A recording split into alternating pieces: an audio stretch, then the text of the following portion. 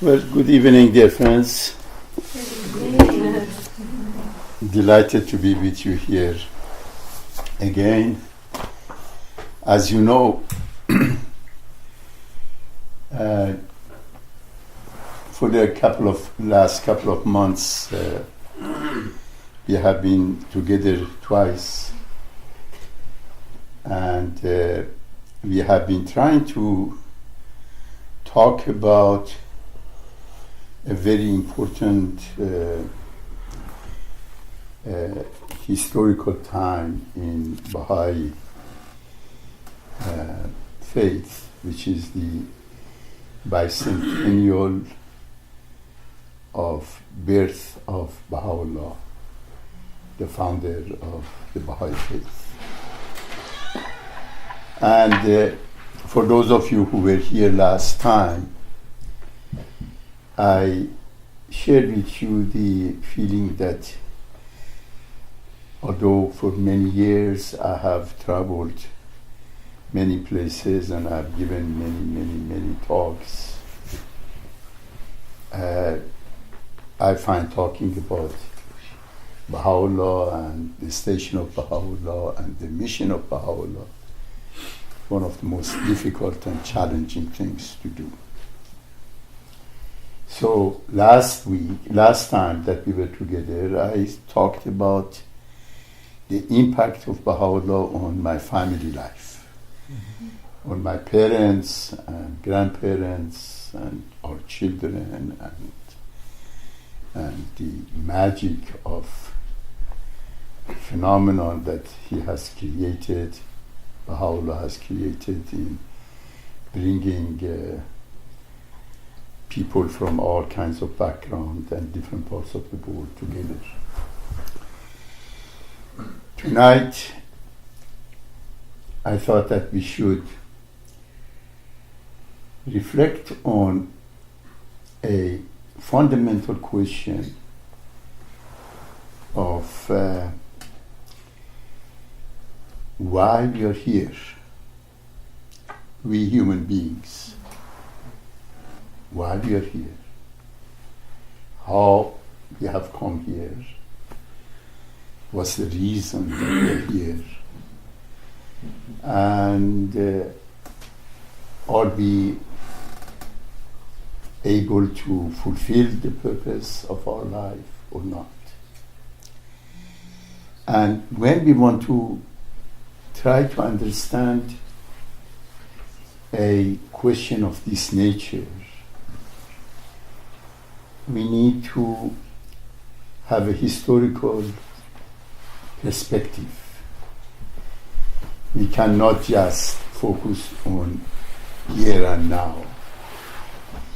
We have to focus in the past to see where we are coming from, and focus on the future, where we want to go, and then evaluate ourselves on how we are now. Have we learned lessons from the past? And are we ready to go to the future? So we need to do that in order to make sure that our journey of life is not wasted. Because fortunately or unfortunately, we have only one life, okay? And we cannot repeat it, we cannot do anything with it. So it is really essential that at times we begin to put aside the pressing daily preoccupations and daily things that take most of our time and effort and energy, about the food that we have to eat and the cleaning that we have to do and the shopping that we have to do and the conflicts that we have other people and on, daily little and big things. They totally preoccupy our lives and don't give us time to reflect on the most important questions of life. But occasionally we should give ourselves the opportunity to do so, to think about these fundamental issues. Now, when we want to understand ourselves and the purpose of our life, we inevitably realize that the nature of our life is shaped by our ideas. Ideas have power. And of all ideas, the ideas that we have about human nature and the purpose of human life are the most fundamental. Okay. And ideas come in human life, come to us gradually. In other words, in childhood we have one kind of ideas. In adolescence we have another kind of ideas, and so forth. Ideas are evolutionary. Ideas are progressive. Ideas change due to life circumstances, life experiences, learnings that we do, and so on. So it's a good idea to ask ourselves right now, each of us, what is my idea of human nature? What is my idea of the purpose of life? What is my idea of laws of human relationships? What's my idea about reality? What are my thoughts about these issues? That's the first question that we have to ask. And the second question, where do I get these ideas from? What are the source of it? Where they come from? Okay. Now, ideas are, on the surface, there are many. You can say there are many different ideas. But when we reflect more closely, we see that actually there are only few categories of ideas about we human beings and who we are. And as I share some thoughts with you, you will see that most of our ideas that we have, they, at this time, they come from what happened in the 19th century and since then. 19th century was a very remarkable century in human history. It was a century in which humanity that has been living forever in the framework of the idea of power and control. Suddenly, humanity began to reject that idea. You see, historically, human society has been organized, human societies have been organized according to the principles of power and control. And the reason for it is that in the evolutionary process of life on this planet, life always has been in a state of danger. Human life is very fragile. We are subject to, just think about our ancestors and people even right now in the areas that have been subject to these awful calamities of earthquake and hurricanes and wars and so forth. When you think about it, you will see that human beings are subject to natural events that are destructive. They are subject to diseases that they don't have control over.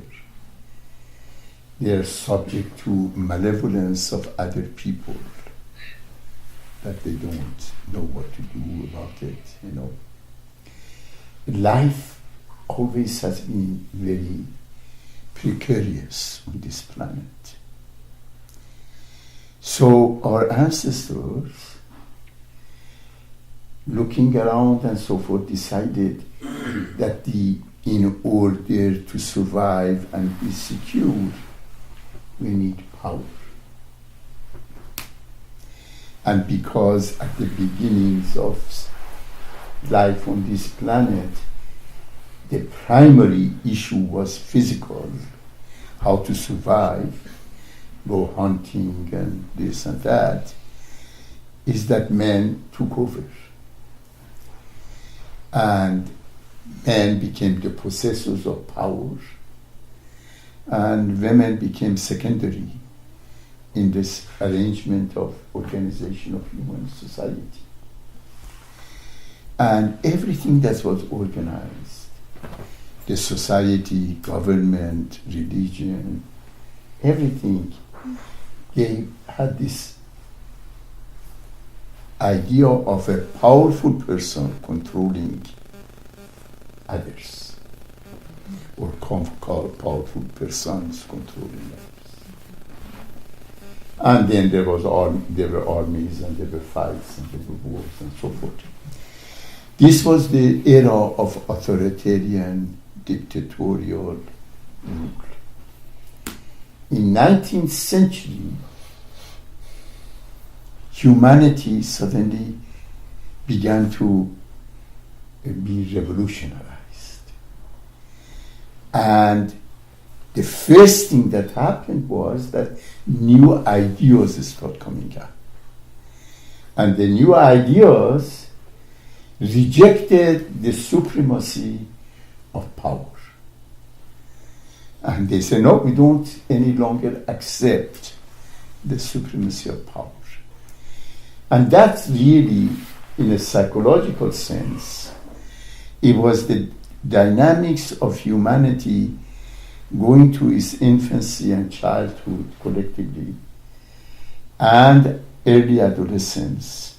And 19th century was really the heart of adolescence of humanity. Okay, reaching to its extreme. So what are the new ideas that came out at that time?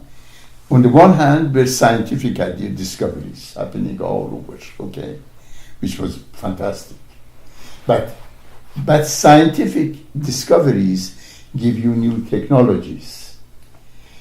But they don't give you the new ideas. Ideas are something else. And ideas determine how we use the technologies and money and power that we have, okay? So I thought it's a good idea to reflect on several ideas that emerged in the 19th century, okay? In 1844, we start from 1844. maybe the expression of ideas, but 1817 that we are right now commemorating as the birthday of Baha'u'llah is one of the major events of that century, but nobody knows about it. Okay, it's totally unknown. Okay, so that's fine. But 1844, a number of things start happening. First of all, in far off Persia, a young merchant came and said that he is the promised one of Islam. And he had the title of the Bab, the gate. And he created an enormous commotion in the Islamic world. Thousands and thousands of people became his followers. When one reads the history of that time in Iran, in Persia, he's amazed of what happened. And he said that this is the new age of a spiritual revelation in this world. He said a new revelation, a new spiritual revelation is coming. That was one idea. That idea is not known. Most people, majority of people, 99.9% of people don't know anything about this one. Okay? That was one idea. And that idea later was, in 1963, was augmented by ideas that Baha'u'llah brought up, and I would talk about it later, which is the Baha'i faith and what we are talking about. We will put that aside because these movements are very little known and they have been neglected in the world by and large. Okay, so that's that. But there were other ideas. In 1848, Karl Marx published his manifesto, Communist Manifesto. That was a remarkable document because Karl Marx said that that religion is the opium of the masses. That was one idea. You have to get rid of religion. Okay. Second, he said human beings are basically economic beings. And human society is basically a struggle between the workers and the owners. Okay? And he said that this struggle has to continue forever until the workers become the rulers of the society. Marx's ideas were received with enormous enthusiasm by the adolescent humanity. They got really excited. Revolutions started. Russia, USSR, 70 years of experimentation of communism in 2/3 of the world. It was former USSR, China, the universities in the West during the 40s and 50s and 60s were hotbeds of a study of Marxism. It was really one of the most remarkable ideas that affected humanity. And the idea was that we have to get rid of religion, that human society is based on conflict, and the conflict is about financial, economic issues. Okay? These were the ideas that took over all. And now we're looking back. The experiment has been done on the masses of humanity. It created unbelievable suffering in the world. And it is now totally discredited. Okay, that's it. Even China, that has a communist party that is the ruling society, they don't believe in communism. Many years ago, during one of my 15, 16 trips to China, during several of those trips, I had the opportunity to meet with a very senior person in the information department of Communist Party, national.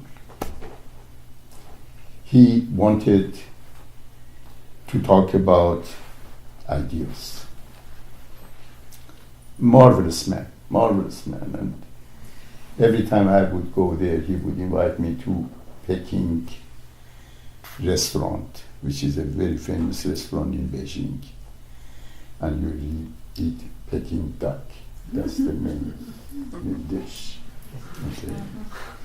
I was vegetarian, but I made myself, I said, is the duck vegetarian? They said yes. I said, all right. Then he said, I'm vegetarian, one step vegetarian. And so it was a delicious Peking duck. And so I remember one time he turned to me, he said, in China, we know that the communism is not going to work. We know that. And we already bringing capitalistic methods of economy in operation. We know that we cannot go back to Confucianism. We know that. We know that we don't want to be like North America, like United States, he said, and Europe. That's those civilizations, he said, they're far too conflicted. They're based on conflict and competition. We know. We don't. We are searching for a new way. That's what he said to me. He said, we are searching for a new way. And they're still searching for a new way. And the way they're going about it and so forth. But communism is gone. So that was one of the ideas. There's another idea that evolved during the 19th century was Darwinism.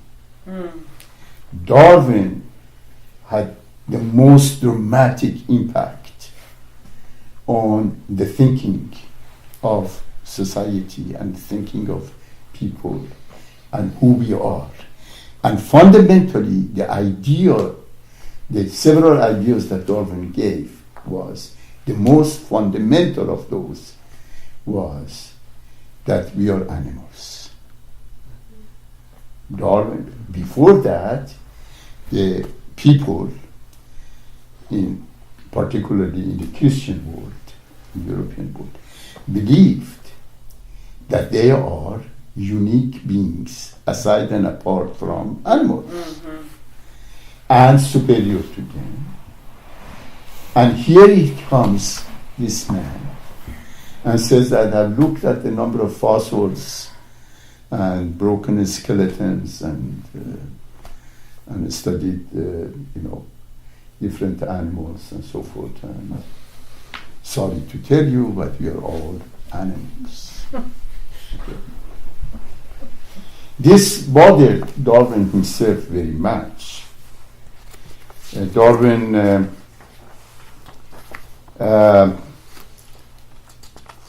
he said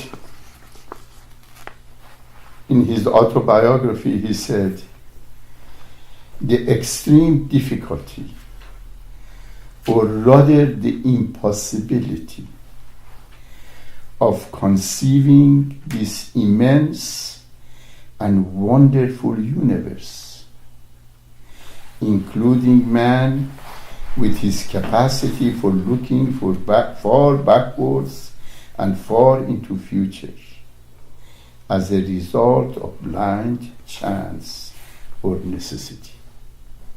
He said, I have extreme difficulty to accept it. Okay? This is at the end of his life. He said, when thus reflecting, I feel compelled to look to a first cause, having an intelligent mind in some degree analogous to that of man, and I deserve to be called theist, meaning believing in God. Theosophy, theist. Theist. How do you say it? Theist. Okay. He said that was his struggle. Mm-hmm. Now a lot of two things happening right now. On the one hand, Darwinian idea of evolution has completely taken over all sciences that we have. Biology, psychology, economics, sociology, all of them. And on the other hand, there is a lot of new research coming out that shows the flaws at the beginning of the Darwinian theories, and they are trying to change it. So nevertheless, Darwin had enormous capacity. The idea that we are animals.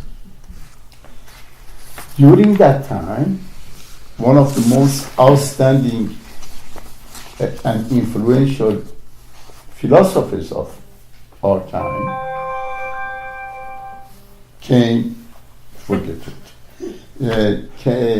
was Nietzsche. Nietzsche had an enormous impact on the thinking of the Western world. And Nietzsche, when The Origin of a Species was published, which is the book of Darwin, he made a statement. And basically the statement was that God is dead. Okay. He said, we dead. And then he said, without mentioning the name of Darwin, he said, the doctrine that there is no cardinal distinction between man and animal will demoralize humanity throughout the West.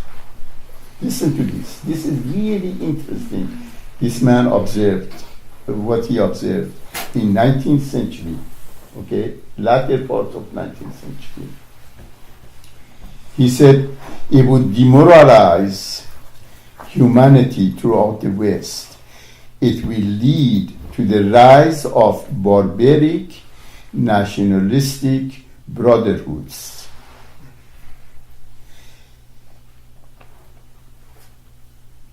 Nazism, communism, and fascism, and result within one generation in wars such as never have been fought before. First World War and Second World War.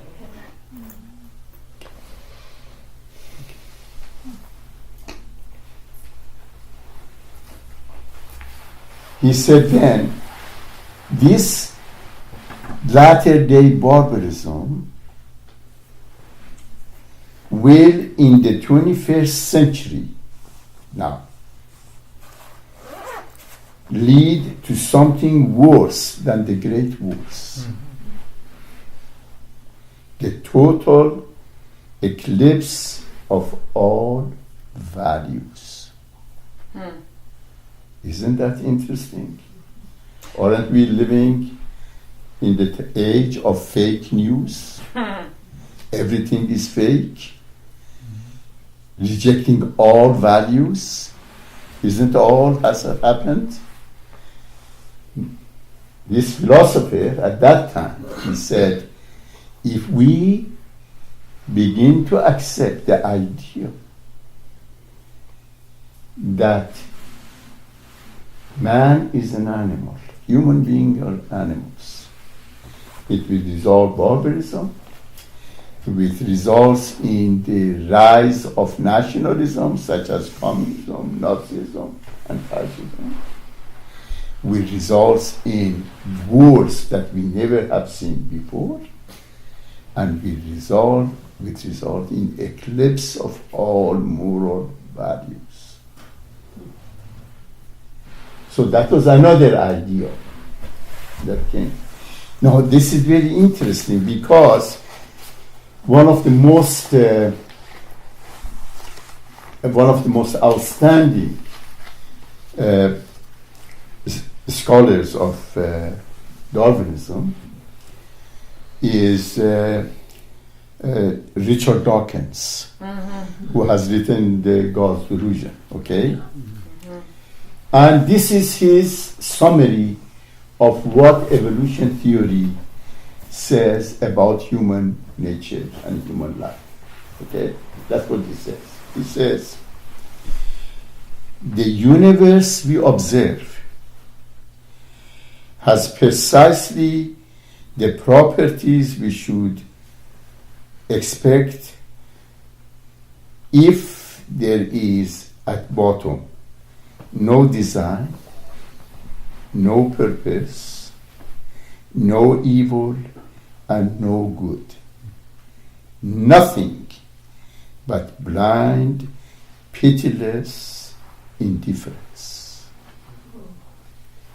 DNA neither cares nor knows. DNA just is, and we dance to its music.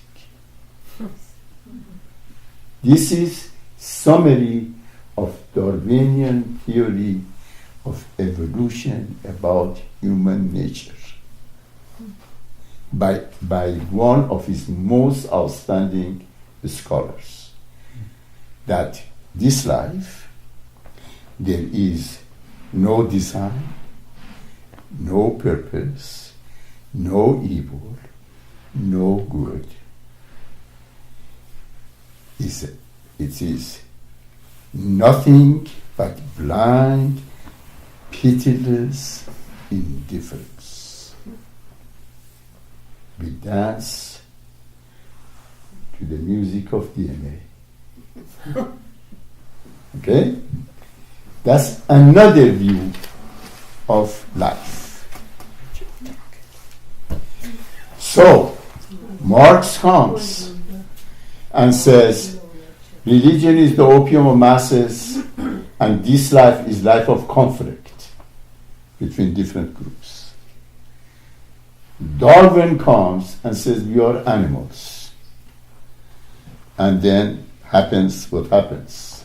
Okay, and then who else comes in the 19th century? Freud.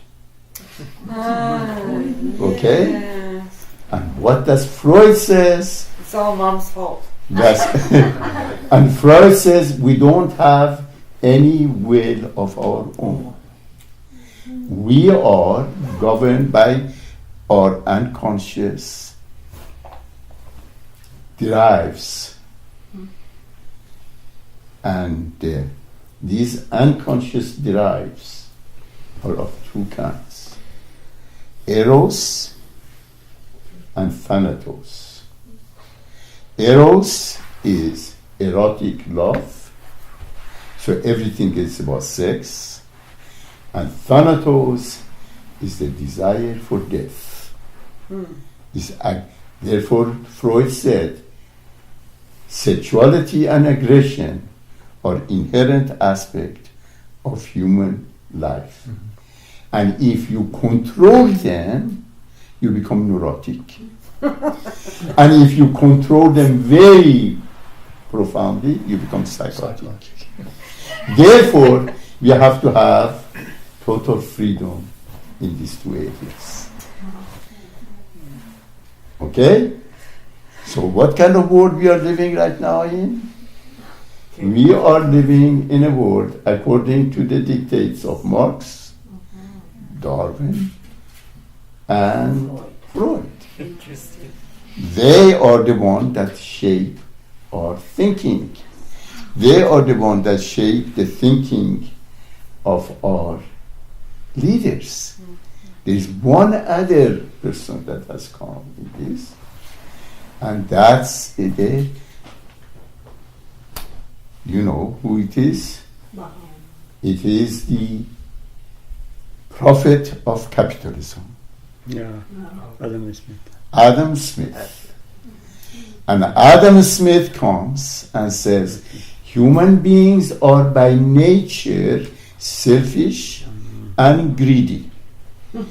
And therefore, you have to establish a system of economy that is governed according to the principles of selfishness, greediness, and competition, which is capitalism. And out of it, everybody would be okay. And everybody means Mr. Gates and few others are okay, and the rest of humanity not okay. Okay?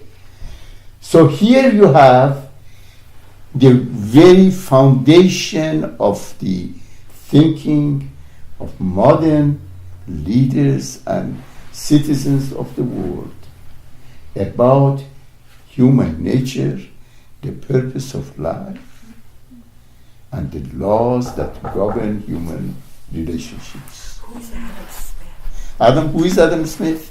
Adam Smith is an economist, who created capitalism. Okay. Is he American? No, he is British. Oh. Even worse. Yeah. Okay. So that's what it is. Are those the 4 horsemen of the apocalypse? Those are the horsemen of apocalypse. Or were there 5? Doesn't matter. They are all there. It's the brand. Now, in the midst of all of this, the other revolution, idea that came, was baha'u'llah. Right. Baha'u'llah came and said, there is an ongoing, never stopping relationship between God and humanity. That we have been created by God. That doesn't mean that evolution doesn't take place. Evolution takes place. But we are created by God. We are endowed with the power of understanding. That we are in our essence noble beings. That we are on the boundaries between being animal on the one hand and angelic on the other hand. It is our choice whether we go one way or another. We have the potential to live a totally hedonistic, animalistic, destructive, competitive life, or we have the choice of creating a new civilization, which he called the civilization of peace. He said, God sends from time to time his messengers to humanity to give them a new framework of who they are, what is the purpose of their life, and how they can achieve that purpose of life. So when you study the Baha'i faith, when you read the teachings of the Baha'i faith, you will begin to see all of these issues described in a most remarkable manner. But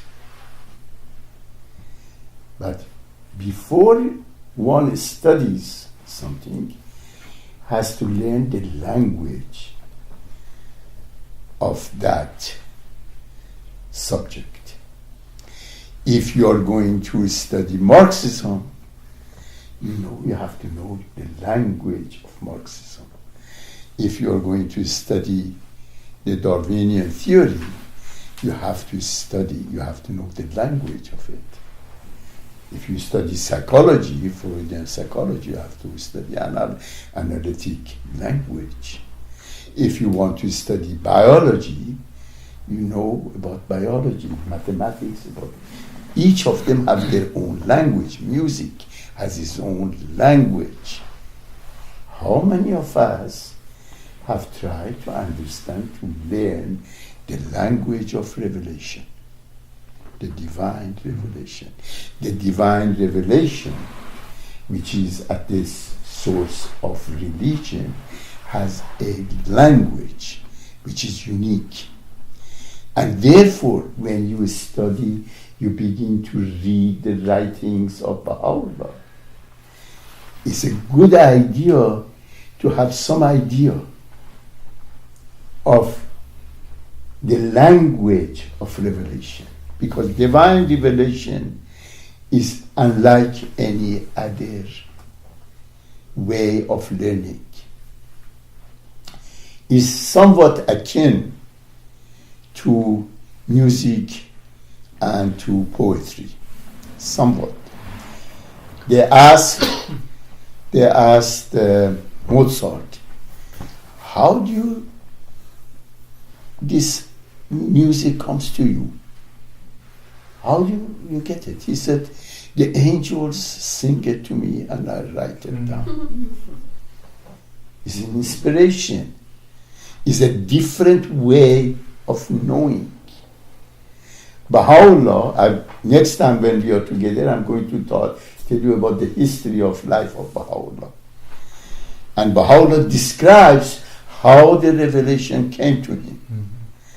And he said it was totally out of my control. I had no control whatsoever. But this is what happened. In his letter to the king of Iran, the Shah of Iran, he described it, of what happened when he was in the Black Pit, prisoner. Anyway, we discuss it later. But tonight, I thought that I end our discussion by talking about few of the characteristics of the divine revelation. That if between now and next time when we are together, you had a chance to read few of the writings of Baha'u'llah, you would not suddenly allow yourself get confused. And you begin to remember why the language of Quran or Bible is so different from the language of scientific studies. You know, the scientists, materialistic scientists that are attacking Bible, for example, the Bible. And they say how it's so stupid. It says that the earth was created in 6 days, and in 7 days God sat there and rested and this and that. This doesn't make sense, and so forth. They haven't understood the language of revelation.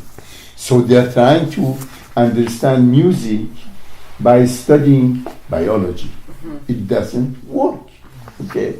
The language of revelation has several characteristics. I just want to share it with you very briefly, even though I'm talking too much tonight. I'm sorry. But first of all, the language of revelation is at once universal and personal. The teachings that revelation gives is as such that applies to you individually, to me individually, and to all humanity. Mm-hmm. Is specific to me and is for all humanity at the same time. Okay. For example, it said, in the garden of thy heart, plant not, but the rose of love. In the garden of thy heart, plant not, but the rose of love. Isn't that fantastic? What would happen if all humanity in the garden of their heart planted only love? Okay? Remember, heart is not the site of only emotions. Heart is the very central reality of being human. When we say this is the heart of the matter, this is the essence of something. Okay? So when we are talking about heart, we are talking about our soul. We can talk about our being, about who we are. Everything that the most essential element of our being has to be love. Okay? And then, baha'u'llah then says, for example, the earth is but one country and mankind is citizens. Okay? Suddenly it becomes both personal and universal. The revelation also is profound and accessible. It is given in such a way that everybody can take something out of it.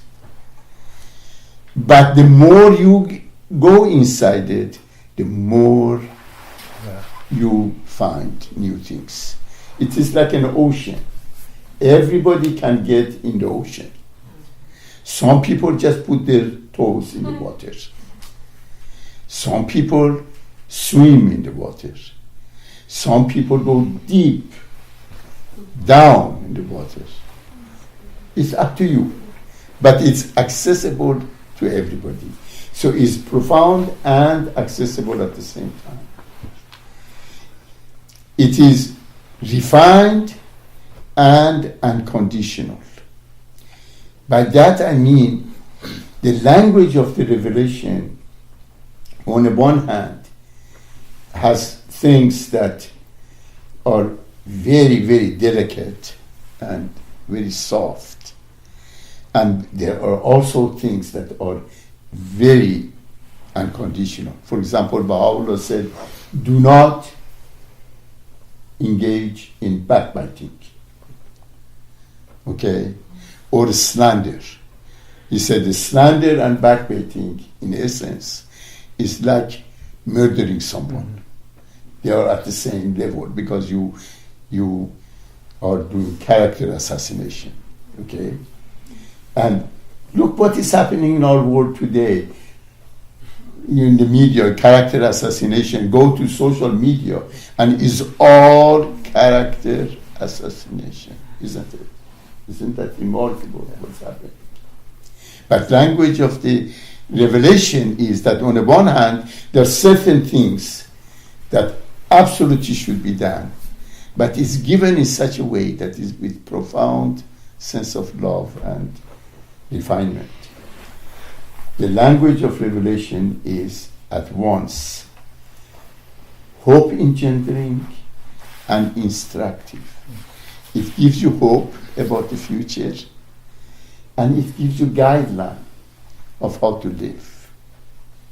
So when people, adolescent humanity says, nobody's going to tell me what to do. That's the reason people reject religion. They say, I am an adult, which of course is not. You are an adolescent. I'm an adult, and nobody is going to tell me anything. I am going to do it. But that's not the case, because it doesn't matter how much we know, we still don't know. Okay? Avicenna, who was one of the most outstanding philosophers, and he was a physician, he was a philosopher, he was a mathematician, and he also was the author of two major books. One was the Book of Law, which was about medicine, and the other one was the Book of Healing, which was about law. And he was a remarkable person in history. He said in one of his poems, he said, "Now my knowledge has reached to the point that I know that I don't know." Mm-hmm. Okay, so that's the so that's the reason that we have to And then another characteristic of revelation is that language of revelation is timeless and immediate. It gives you teachings about right now. For example, in the Baha'i faith, baha'u'llah says that you should say prayers. Prayer is immediate. He said the prayer also is a vehicle for eternal life, because we are not going to become non-existent. We are going to continue. Our existence is going to continue. And what is our existence that is going to continue? Our consciousness of who we think we are. Okay? This is going to continue. This entity is going to continue. Anyway, also the language of revelation is mystical and rational at the same time. And it is the mystical part that most people don't understand. Mm-hmm. And, materialistic science doesn't care for it. And then, finally, is the spiritual and practical. On the one hand, you read the writings of Baha'u'llah talking about everyday life, of how to organize yourself. And on the other hand, it's talking about the most unbelievable mystical issues that we wonder about and try to question and so forth. I'm mentioning these things in a rather fast manner.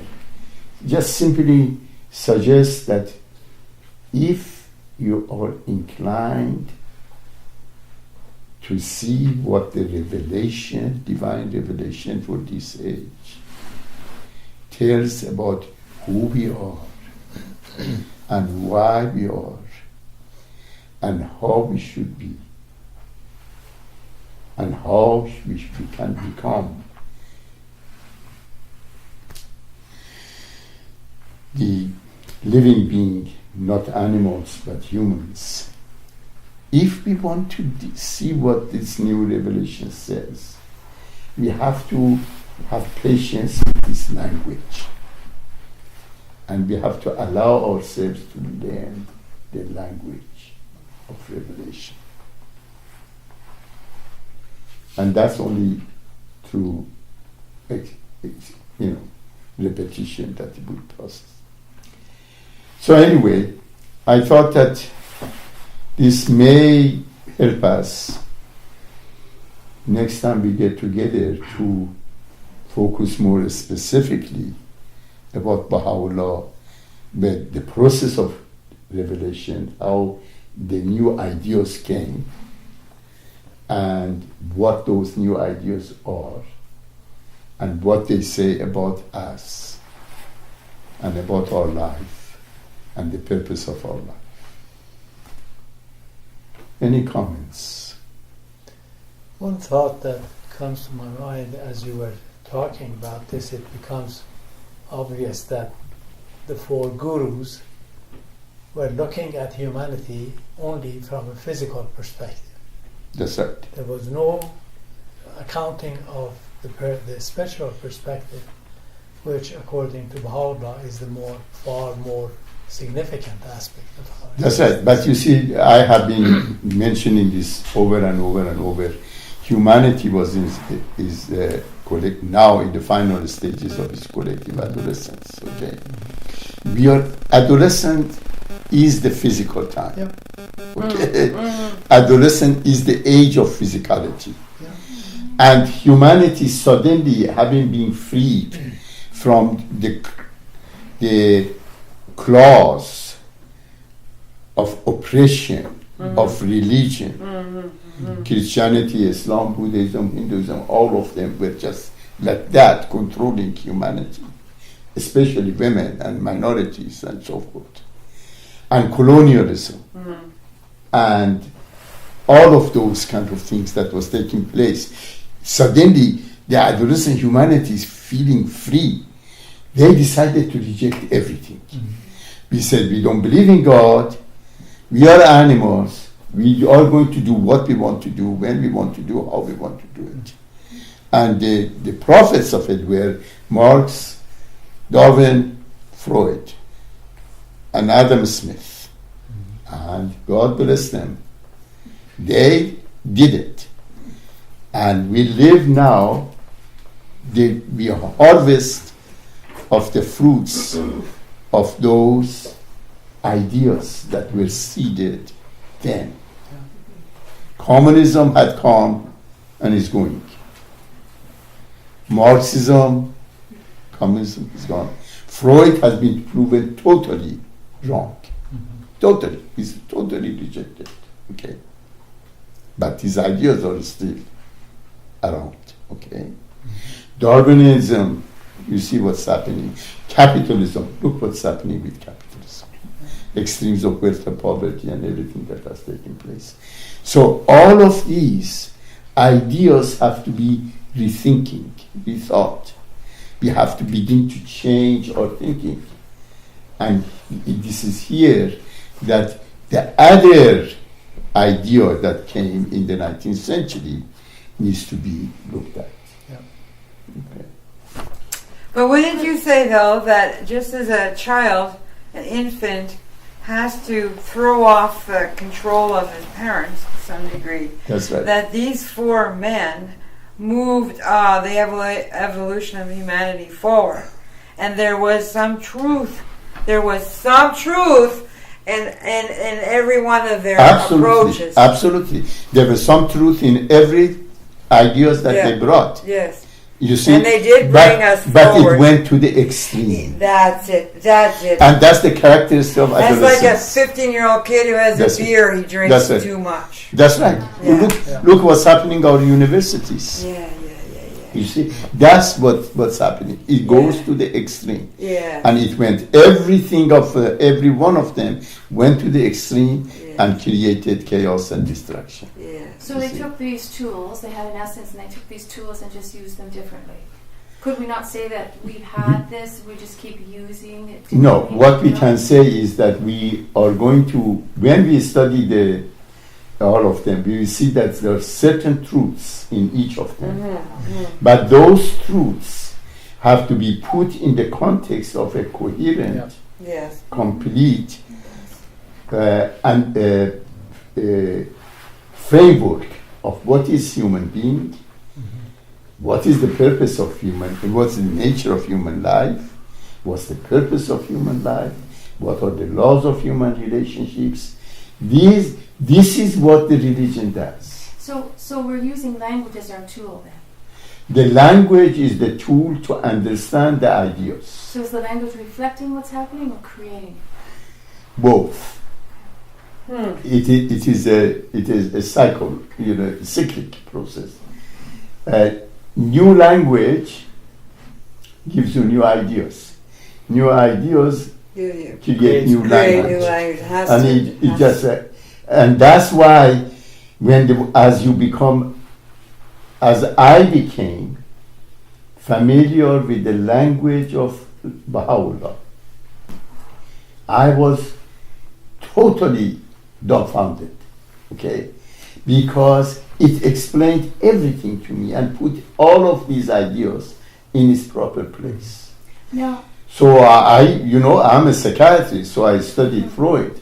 So I know a lot. I know where he was right and he wasn't right because I see it. Now I can see it through a framework that doesn't exist without it. So help me understand this framework, because since the 19th century, you're talking about power and control, and I see these frameworks where there are winners and losers, and there are always winners and losers, and when we redefine things, we still come from the perspective of winners and losers. No, that's the problem. Yeah. There is, for example, one of the fundamental ideas is the oneness of humanity. That we have to see that we are all components of one body of humanity. And doesn't matter whether we are a little toe, or the nose, or the ear, or the heart, or this, we all belong to each other. There is no losers and winners. That's right. We are totally interconnected. So we have to create a society, an economy, a culture Yes. Amen. that will Amen. reflect that interconnection. We cannot any longer go with the idea of winners and losers. Us and them. We can't. We are all together. We are all one. And we are all unique. And we have to understand that's dynamic. And that is a fundamental challenge before us. Or the concept of competition and cooperation. Competition, competition, the only person that you can compete with is yourself. Okay? You cannot compete with anybody else. You can not be the better than your best. Yes. Okay? Doesn't matter what the others are doing. What you can do is to be better than your best. And You that cannot is be the better most than satisfying kind of competition. That's right.